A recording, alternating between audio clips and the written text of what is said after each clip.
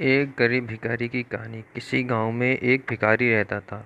वो गांव के मंदिर के बाहर बैठकर भीख मांगता था। हमेशा अपनी दुर्दशा के कारण वो डरा और सहमा ही रहता था। लोगों से ज़्यादा बात नहीं करता, ना ही गांव में किसी उत्सव में वो शामिल होता। लोग जो दे देते दान में, उसी से अपना गुजारा कर लेता। कोई भी उसको झिड़क भी देता तो कोई भी गाली दे देता। हमेशा वो सुनकर चुप रह जाता था। गांव वालों में वो मजाक का विषय था। एक दिन गांव की पंचायत में किसी मुद्दे पर बहस चल रही थी। मंदिर के उत्सव को लेकर बात हो रही थी। सब पंच अपनी अपनी बातें रख रहे थे, कोई निर्णय नहीं हो पा रहा था। तभी भिखारी अपनी जगह से उठकर आया और पंचों की बातें सुनने लगा। जब कोई निर्णय नहीं हो पा रहा था तो उसने बोलना शुरू किया। लोगों ने उसे रोका। वो सब को समझाने लगा, अपने तर्क रखने लगा। कुछ लोगों को तो उसने बीच में टोकने पर डांट भी दिया। सब भिखारी को ही देख रहे थे।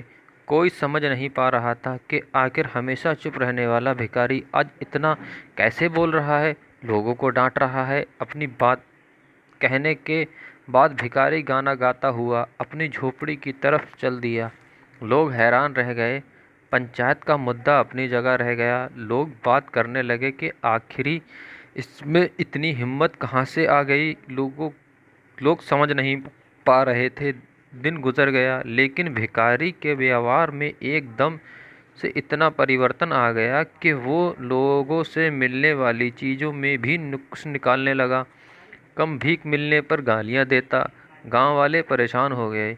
किसी को कुछ समझ नहीं आ रहा था। लोगों ने इस बात का चर्चा करना शुरू कर दी। तभी गांव के एक बूढ़े आदमी ने लोगों को समझाया कि आखिर भिखारी के व्यवहार में बदलाव का कोई बड़ा कारण है।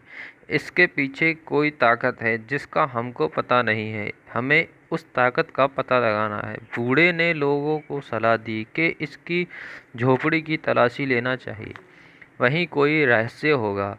लोग उसकी झोपड़ी की ओर चल दिए। झोपड़ी में तलाशी ली। वहां उन्हें काफ़ी जमा किया हुआ पैसा मिला, जो भिखारी ने भीख मांगकर जमा किया था। बूढ़े ने समझाया कि इसकी ताकत है, इसे छिपा दो।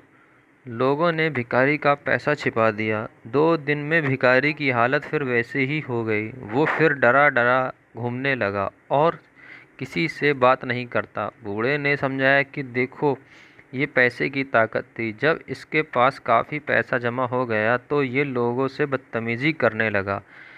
अब पैसा चला गया तो इसका हाल फिर वैसा हो गया। लोगों ने भिखारी को बुलाया और उसे समझाया कि पैसे के अभिमान में ऐसा ना करें, लोगों का अपमान ना करें। फिर लोगों ने उसे उसका पैसा लौटा दिया।